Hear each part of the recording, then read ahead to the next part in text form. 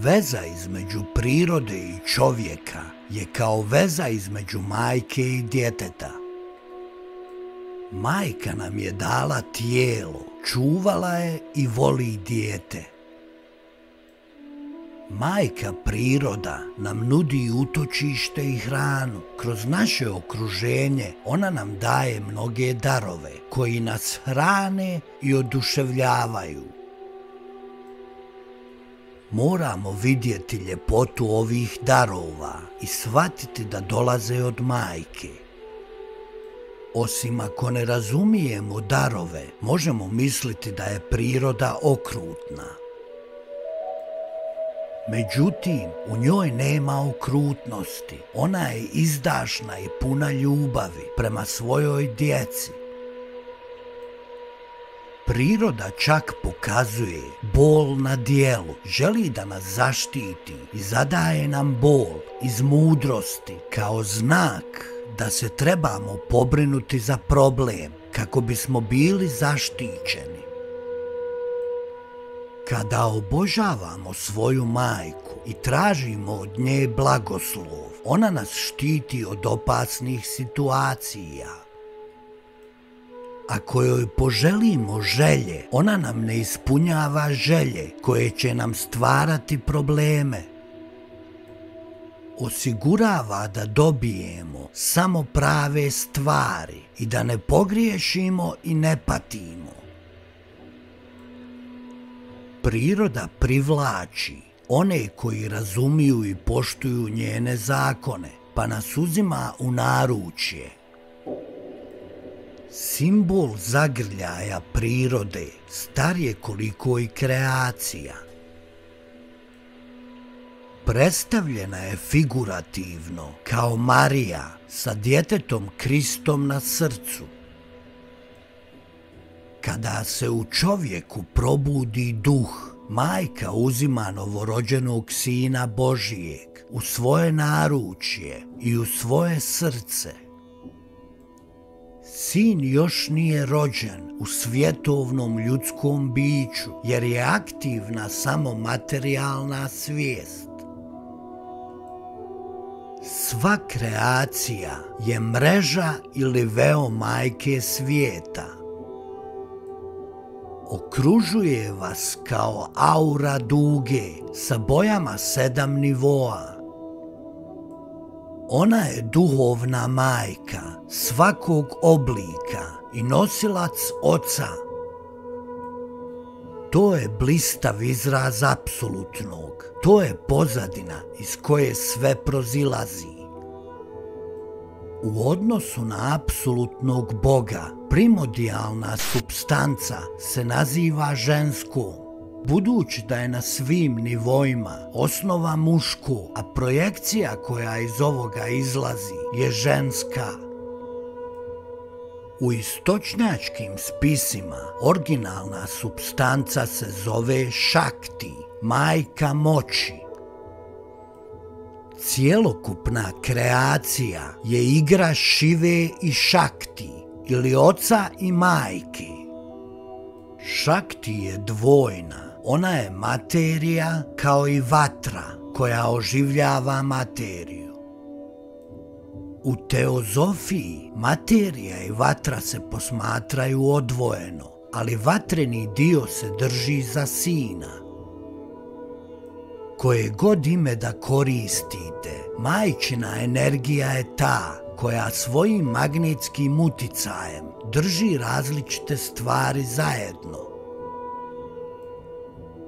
U porodici majčinska ljubav drži porodicu na okupu kao cjelinu.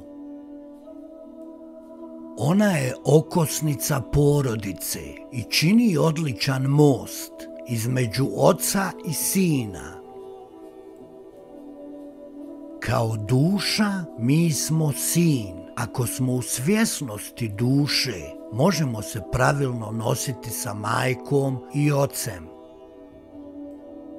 Kaže se da majčina ljubav prenosi očev pogled. Otac ili duh mogu vidjeti kroz njihove oči i postati vidljivi za nas. ko zaista gleda kroz naše oči kada gledamo ljude sa ljubavlju? Otac se može samo doživjeti kroz majku, mi ga u početku ne poznajemo. Stoga se u duhovnom nazivamo i djecom udovice i sinovima djevice. Djevičansko rođenje Sina Božijeg je veoma pogrešno shvaćeno. Svaki Božji sin je rezultat nevinosti. Put učeništva je traženje unutrašnje i spoljašnje čistoće. Marija je predstavljala majku sa takvom milošću. Originalni koncept bezgrešnog začeća koji je izražen u drevnoj mudrosti nema nikakve veze sa trudnoćom u kojoj je Isus rođen. Uvijek u pozadini Marija je pripremala svoga sina da primi milost i izvrši djela dobre volje koja su inspirirala cijeli svijet. Isus je bio dijete djevice jer je rođen čist. Zbog toga se u religioznom učenju spominje kao sin djevice. Prisustvo žena može podići muškarce na suptilnije nivoe svijesti. Međutim, postoje i priče koje žene prikazuju kao zle i grešne i koje odvlače pažnju sa puta. Sve to ovisi o tome kako razumijemo žensku energiju u stvaranju i kako se odnosimo prema njoj. Sa ženskom prirodom se susrećemo kroz vlastitu majku, sestru, suprugu i kćer. Muškarac mora ispuniti svoje dužnosti prema ove 4 dimenzije žene. Ako to ne učini, pravi grešku koja će ga skupo koštati. Ne smijemo povrijediti ništa žensko. Sve dok se žene zanemaruju, iskorištavaju i zlostavljaju, mi odbacujemo ženski princip, koji je poseban simbol majke. Onda nas i majka odbija. Upadamo u nevolje i ne možemo dalje na tom putu. Padamo u iluzije i zapetljamo se. Iluzija je također sila majke koja se zove Maja.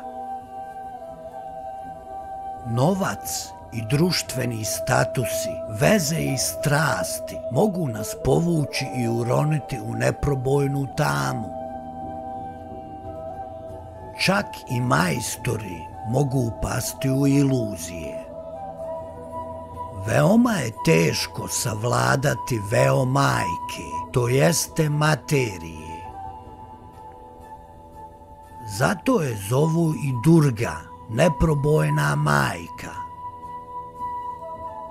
Ona stoji na pragu između istine i iluzije.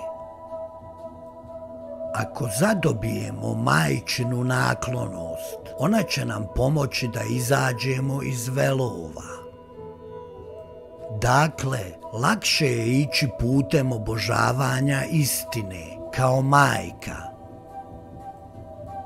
Put ka ocu direktno je bolan put. Put prosvjetljenja kroz majku je lijep i daje radost na svakom dijelu puta. Isus je također bio poklonik svoje majke i slijedio je ovaj put.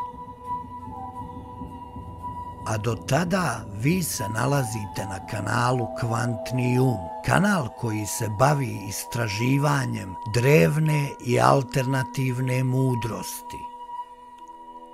Hvala vam na pažnji i do idućeg videa. Veliki pozdrav!